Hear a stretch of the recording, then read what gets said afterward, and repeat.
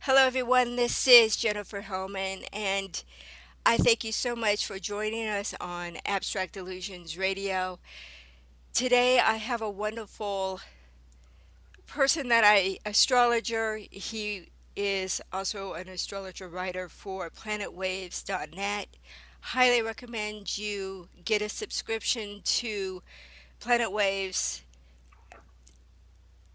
with Lynn Wallick and Eric Francis and Amanda and the whole great group. They are one of the most and foremost experts in astrology and everything really going on. It's more than just astrology, but they use astrology to explain a lot. So I am so grateful for Lynn taking some time out of his busy schedule to help us understand the first half of the year in astrology and the best way we can handle it. Hi, Lynn. Hi, Jennifer. It's an honor to be with you. All right, the end of 2015 has all the planets going straight for a very short time. Uh-huh. And how is 2016? I mean, we got the full moon in Cancer on Christmas 2015. How does the rest of the end of this year of 2015 and then on to 2016? What are we carrying on from 2015 into 2016? Well, 2015 was a transitional year in astrology and probably a transitional year in the life of most people. This may have been a year when the listeners out there have experienced some frustration as far as getting ahead or moving forward in any way. But this next year will open up a whole new chapter in terms of both the astrology and probably in the lives of the people now listening. And that's for everybody? Is there That's, more signs other than others that are really going to get the push? well, some signs will be affected by some things more than others. Um, but one of the most important things to realize about astrology is that we're looking at a process of observation and correlation. It's not cause and effect. The planets don't cause anything to happen in your life. It's simply an observation of what's going on in the sky, correlating with what's going on in your life, and concluding that you're living in a particular kind of atmosphere or under a certain kind of condition at any particular time. For example, with the weather, if you're living during the winter time, you know to bundle up before you go outside. If you're living during the summertime, you know to possibly put on some sunscreen before you go outside. And then, Hmm. of course, it depends on whether you're in the northern hemisphere or the southern hemisphere, because right now it's winter in the northern hemisphere, summer in the southern hemisphere. So it depends on who you are, uh, when and where you were born, and where you are on the earth to be able to make any specific declarations about the type of atmosphere your life is living in. Okay, Uh, but so in but in what? general, we're moving from a transitional year to a year where things are beginning kind of a new era. What planets or what aspects are coming up in like January? Because I know that Mercury is going to be starting in retrograde pretty early on in January, just to start us off to rethink and replan and get us ready for the new year. So, what else is going on um, in the beginning of the year? Well, Jupiter stations retrograde in tropical Virgo on January 7th, 2 days after the Mercury retrograde begins. Once again, the most important thing to remember is astrology is not destiny. This is not going to cause anything to happen to anybody. It's Not necessarily bad. It's not necessarily good. It's just representing a change in the weather, a change in the general atmosphere reflecting in your life.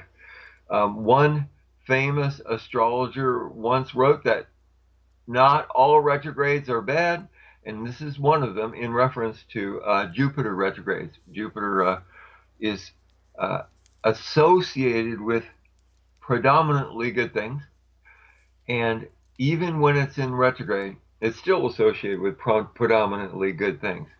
Uh, the downside of Jupiter has to do with too much of a good thing in general. So, beginning on January 7th and for about 5 months, the general atmosphere will be one of uh, trying not to indulge in too much of a good thing with Jupiter in retrograde. Yes, that's the tendency with Jupiter is to expand whatever you're doing, expand it. So if it's in retrograde and Mercury's in retrograde, is that really a good time to start new things? It depends on who you are. Once Okay. again, it depends on where you are. But in general, the word retrograde, which begins with the two letters RE, correlates with things, other words that begin with RE: review, replace, renew, Reorganize. right? Reorganize, recreate, and recreation. So, in general, the atmosphere of any retrograde, and at any given time, there's usually at least one planet retrograde. As you mentioned, um, uh, beginning the day after Christmas of 2015, on December 26, 2015, there will be a period of time, a short period of time, when all the planets are in direct motion until January 5th when Mercury stations retrograde. But the main thing to remember is there are no hard and fast rules. Most people go about their lives just fine without knowing about astrology, just as most people will go about their lives just fine without getting a weather report before leaving the house. Um, but it helps to know what the atmosphere, what the general conditions will be like, so that you'll have a general idea. Um, uh, the most important thing, though, is astrology is not destiny. You, if you have to do something, go ahead and do it. If you are looking ahead at time to make plans, checking in with the astrology is very much like checking a weather report, so that you'll know how to dress. Hmm. You're preparing for the general conditions. So the in January, pushing forward with something, you may find that the general conditions are giving you a little more resistance than usual because of Mercury stationing retrograde on January 5th and Jupiter stationing retrograde on January 7th. But that does not destine any efforts you make to failure. It just means that you may have to apply yourself with a little more patience and take a little longer to do what you're trying to do. I hope that answers your question. Yes, it does. So, what other major aspects are happening in the first 6 months of 2016? Well, Mars is having its first retrograde since 2014, and this is a period of time where one is likely to feel the astrology at least as much as during a Mercury retrograde. The most important thing to remember about a retrograde is that planets in reality don't go backwards. It's an illusion fostered by how Earth is moving in relationship to other planets. For example, Mercury is the closest planet to the sun. It goes around the sun 3 times for every 1 time the Earth goes around the sun. So that means at about 3 times in a year, Mercury will pass Earth from the inside lane and set up the conditions for this illusion, which are similar to if you're in an automobile overtaking a train on a track parallel to your road. As you begin to get closer to the train, it looks like it's slowing down.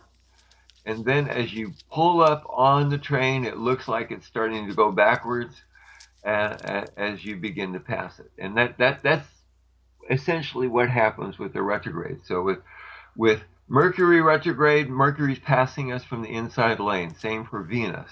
With Mars retrograde, it's Earth passing Mars from the inside lane, and that's true for all the rest of the planets because Earth is the third planet from the Sun. Um, Mars retrograde tends to be kind of a sensitive time for a lot of people. And the idea is to kind of keep tabs on how sensitive you are in terms of your perceptions and especially in terms of your responses. Mars retrogrades are a time when you really want to be aware that it's possible to lose your temper. Just as if you're going out on a sunny day, it's possible to get a sunburn. The period of time for Mars in retrograde, the actual retrograde period, will be from April 17th to June 29th. So that'll be something taking place in the first half of the year and extending into the beginning of the second half of the year. What sign is Mars going to be in? Oh, well, Mars is going to be. Uh, Retrograding, is it Sagittarius? uh, hold on just a moment. I've got to check my notes. I apologize for that. Um, Mars will be stationing retrograde on um, in Sagittarius on April 17th. And then it's going to retrograde all the way back to the sign just before Sagittarius, which is Scorpio. And it will re enter Scorpio. Hold on just a moment. Please be patient. It will re enter Scorpio in early June and will resume direct motion about 7 degrees into Scorpio on June 29th. So it'll be going back and forth between Scorpio and Sagittarius. Okay, so And I it's apologize for the oh, for it's no problem. And with Mars being a kind of the planet of wars and being in a fire sign, it really is going to make tempers a little hotter than usual. well, one thing to remember is that before Pluto was discovered, Mars was the only ruler of Scorpio. Every sign has planets that rule it, and now it's Mars is considered the co-ruler of Scorpio by Hmm. most astrologers, along with Pluto. So when it's in Scorpio, it will be powerfully expressed because when a planet is in a sign that it rules, it's expressing very powerfully. And then, as you mentioned, when it moves into Sagittarius, which is ruled by Jupiter, that powerful expression will be modified and modulated a little bit, but will still be pretty strong Hmm. because Mars is a planet associated with fire. Hmm. And this comes from the fact that the other sign that Mars rules is Aries, which is a fire sign, and so it will be still strongly expressed, but kind of modulated. So in this period of time, from April 17th to June 29th, Mars is going to uh, uh, be be pretty strongly expressed, regardless of whether it's in Sagittarius or Scorpio. But it'll probably have a little bit more moderation to that expression And once again, this is not Mars directly affecting anybody or anything here on Earth, but correlating with the general atmosphere of your life. This is an important thing to remember. It's not cause and effect, it's synchronicity. We are part of a system.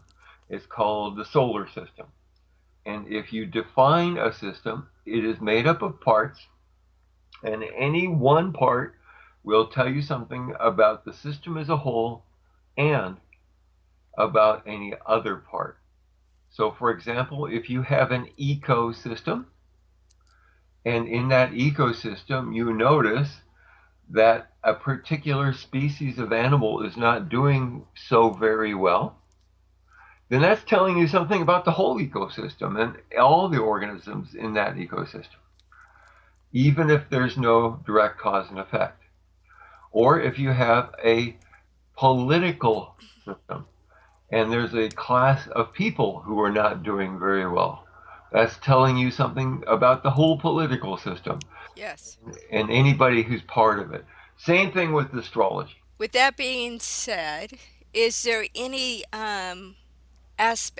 major aspects like major T squares happening every year? There is eclipse, usually some in the spring and then some in the fall. Is there anything that we need to know about any T squares happening? Because they're usually um, pretty big. Well, let's start with the aspects, and you referred to T squares. And then we can talk about eclipses after that. Okay. And there's one set of eclipses in the first half of the year, another one in the second half of the year. Um, a part of 2016, uh, as I mentioned in the beginning, is we're kind of beginning a new era after 2015 being a transitional year between eras. Okay?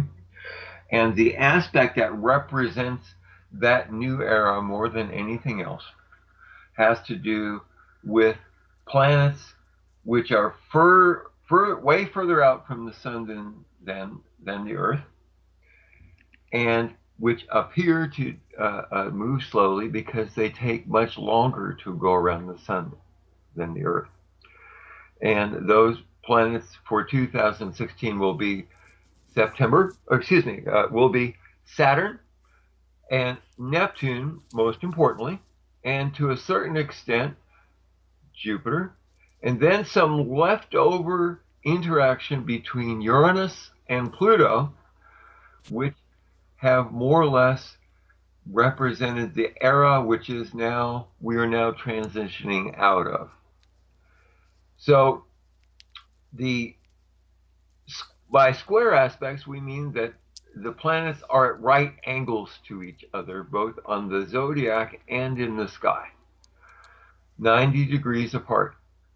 And when there are major planets 90 degrees apart from each other, that tends to represent times of tension that are normally felt inside of you, even though you may blame them on causes outside of you.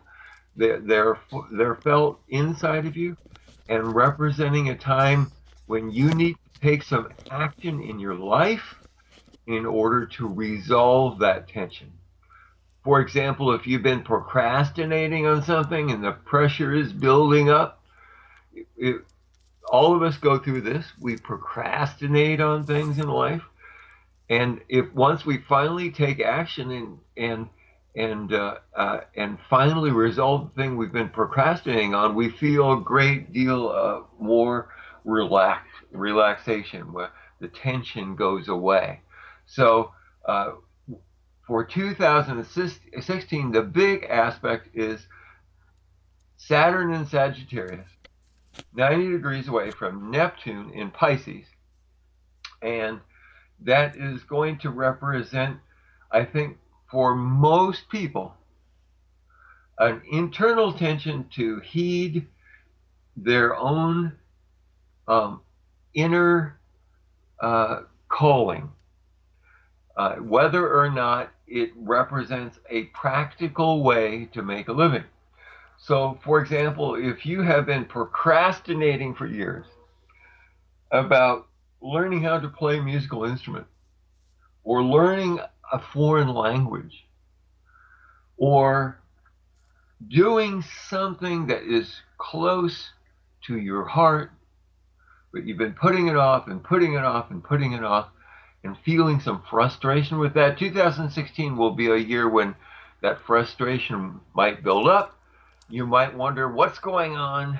You might blame it on other people. You might blame it on on somebody close to you, someone in your family, somebody at your employment. But in fact, all it will be something that you've probably been putting off for a long time that you really want to do.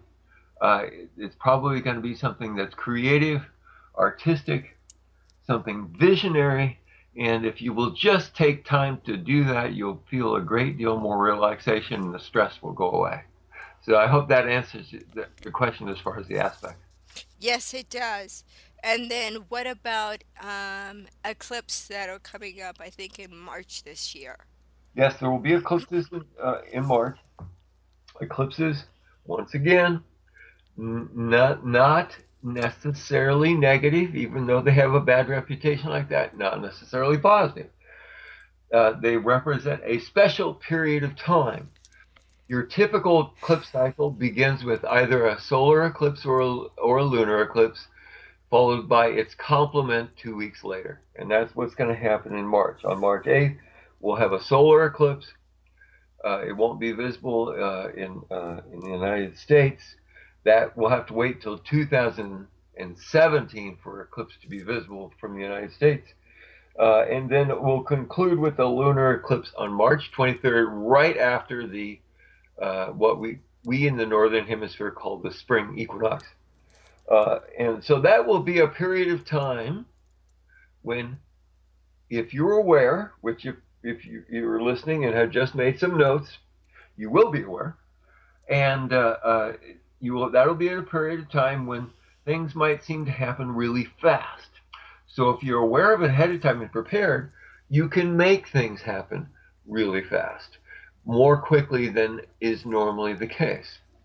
You might also find that it's a good time to get rid of some old clothing or some old habits or some things in your life, even relationships perhaps that no longer suit you. Because one of the things that gives eclipses a bad reputation is that they're associated with loss. But in most cases, those are things that you probably would want to lose anyway. So if you see it coming ahead of time, it'd be a good time to go through your possessions, purge stuff you don't want, take it to the local Goodwill or something like that. Bring back those overdue library books, things like that, and get ahead in life, lighten your load. Those are the things that go with eclipses. Awesome. And we're quickly um, losing time here, believe it or not. So, can you let people know how they can get in touch with you if they would like a one-on-one reading with you, chart reading with you? Okay. Well, I'd like to repeat what you said at the beginning.